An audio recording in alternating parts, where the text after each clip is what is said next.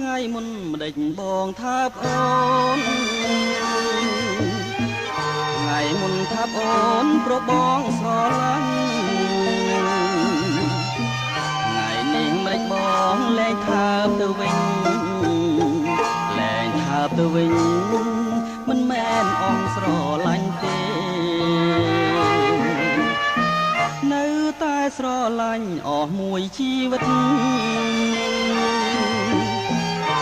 តែបងគួចចិត្តបន្តិចទេស្រីបានជាបងលែងថាផ្ទាល់ពិសីដឹងទេរឿងអ្វីគឺរឿងដែលស្រីផបងរឿងអ្វីស្រីគិតមើលទៅឬមួយពីលទៅស្រីភ្លេចទៅហើយបងប្រាប់ទៅគឺចុះណាប្រលឹងអើយ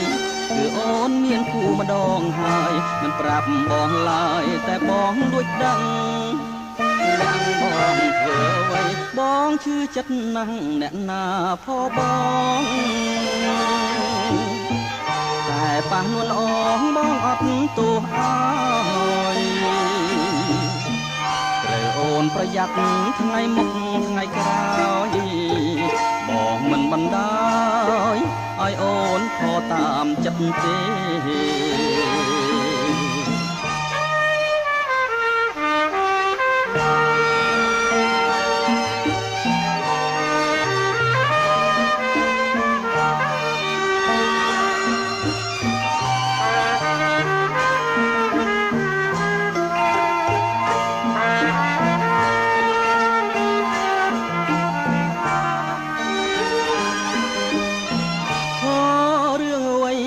គិតមើលទៅឬមួយពីលទៅស្រីភ្លេចទៅហើយបងប្រាប់ទៅគឺចុះណាប្រលឹងអើយគឺអូនមានគូម្ដងហើយមិនប្រាប់បងឡើយតែបងលួចដឹងយ៉ាងបងធ្វើអ្វីបងឈឺចិត្តណាស់អ្នកណាផបងតែប៉ះនួនអងបងអត់ទោសអើយ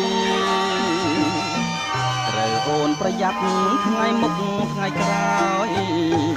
បងមិនបណ្ដោយឲ្យអូនខកតាមចិត្តទេ